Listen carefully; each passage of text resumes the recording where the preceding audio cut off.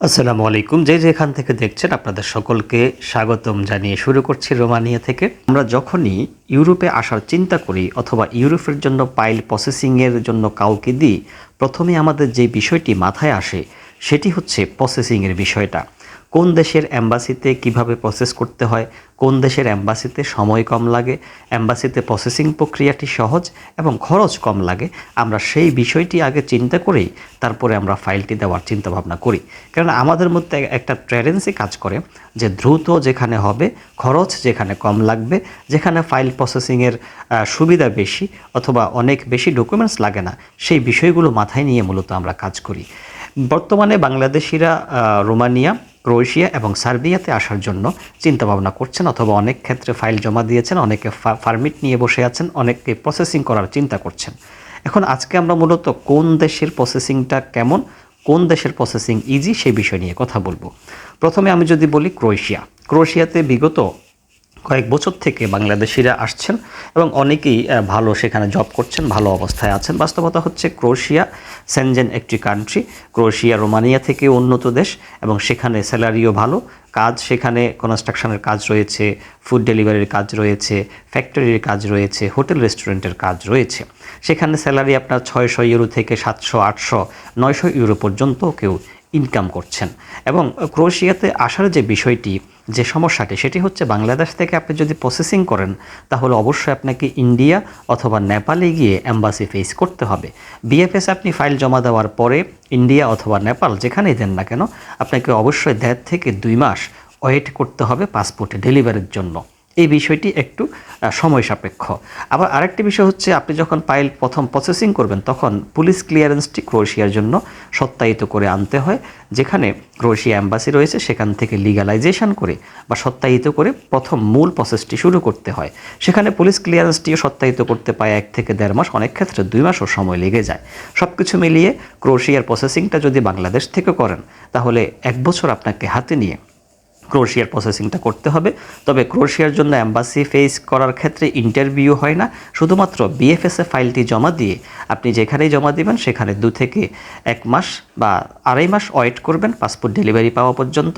এরপর আপনি ফলাফলটি পেয়ে যাবেন, রিজেক্ট অথবা অ্যাপ্রুভড।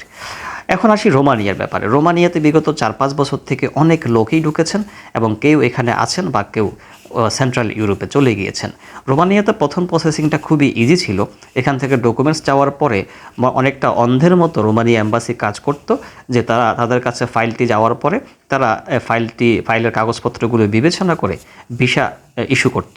কিন্তু বাংলাদেশে সর্বশেষ যখন রোমানিয়ার টিম এসেছিল তাদের সাথে আমরা ভালো আচরণ করে নিই বিদায়, অথবা তাদের প্রতি আমরা সুনজর দেইনি বিদায়, তাদেরকে সিকিউরিটির জায়গা না দেওয়ার কারণে তারা বাংলাদেশ থেকে চলে যায়। চলে গিয়ে নতুন করে সিস্টেম করে অথবা আইন করে যে প্রত্যেকটি ক্যান্ডিডেটকে অবশ্যই ইন্ডিয়াতে বা দিল্লিতে এসে রোমানিয়া অ্যাম্বাসিতে ইন্ডিভিজুয়ালি পেশ করতে হবে, ইন্টারভিউ দিতে হবে।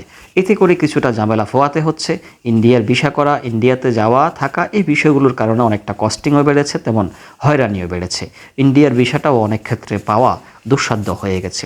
সব কিছু মিলিয়ে রোমানিয়াতে আপনি প্রসেসিং করতে গেলে 1 বছর থেকে 15 মাস বাংলাদেশ থেকে যদি করেন তাহলে হাতে নিয়ে আপনাকে প্রসেসিং করতে হবে।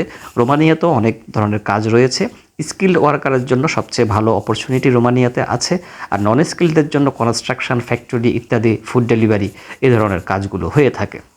আর রোমানিয়ার যে বিষয়টি বলবো, সেখানে প্রসেসিংয়ের একটা সুবিধা হচ্ছে এরকম, আপনি যদি সকল ডকুমেন্টস নিয়ে ইন্ডিয়াতে অ্যাপয়েন্টমেন্ট পাওয়ার পরে যান তাহলে আপনি ফাইলটি ওখানে জমা দেওয়ার পরে ইন্টারভিউ ফেস করার পরে আপনি সর্বোচ্চ 1 সপ্তাহ থেকে 10 দিনের মধ্যে ফলাফলটি পেয়ে যাবেন, ইয়েস অর নো।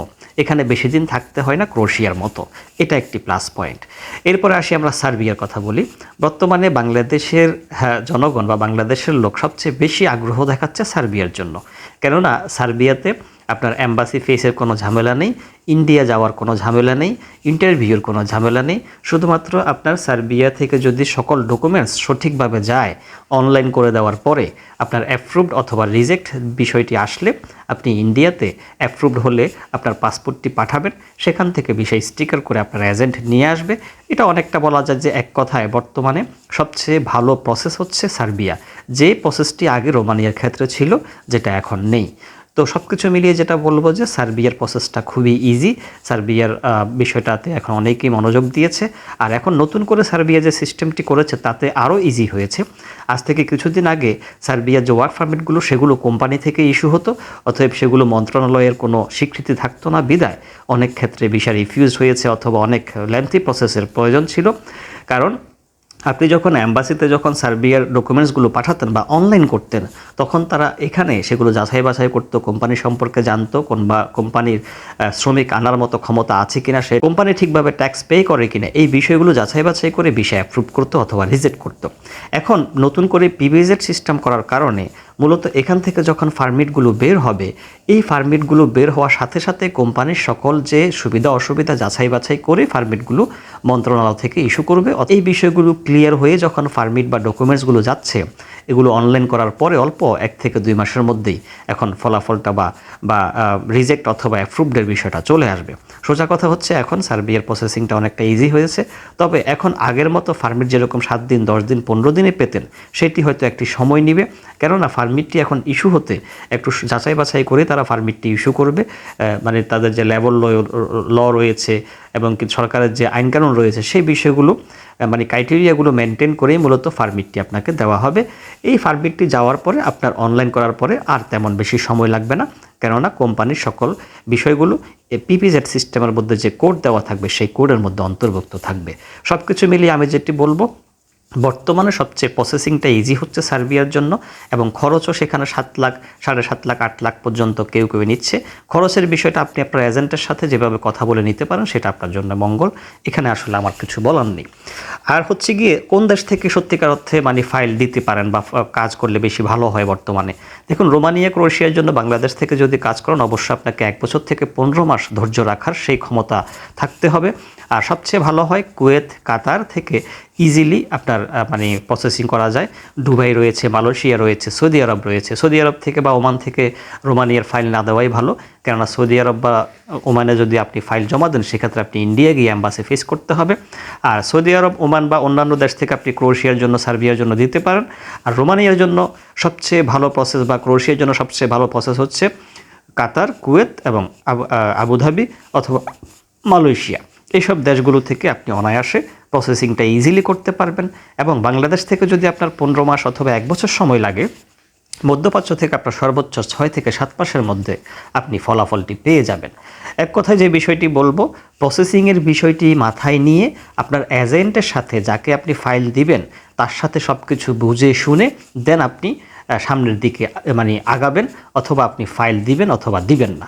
আপনি সব কিছু যদি বুঝে না নেন, মনে করুন আপনার পারমিটটি ইস্যু হয়ে গেল, এরপর আপনি হয়তো এম্বাসি ফেস করতে পারলেন না, বা এম্বাসিতে যে ডকুমেন্টসগুলো দেওয়ার প্রয়োজন সেগুলো দিতে পারলেন না, তাহলে কিন্তু পারমিটের টাকা কিন্তু আপনাকে ফেরত দিবে না এজেন্ট, বিকজ এজেন্টের খরচ হয়ে যাবে। সব কিছু মিলিয়ে আপনি যাচাই বাছাই করে ভালো একজন এজেন্টের কাছে, ভালো একজন অথেন্টিক মানুষের কাছে, সৎ বিশ্বস্ত মানুষের কাছে ফাইল দিবেন। আশা করি সে যদি ভালো হয়, সৎ হয়, অথেন্টিক হয়, কাজ করতে পারে, সে আপনার কাজটি যথাযথভাবে করে দিবে। সময় হয়তো 5 দিন বা 10 দিন বেশি লাগবে। ভালো থাকুন, সুস্থ থাকুন, নিরাপদে থাকুন। আসসালামু আলাইকুম।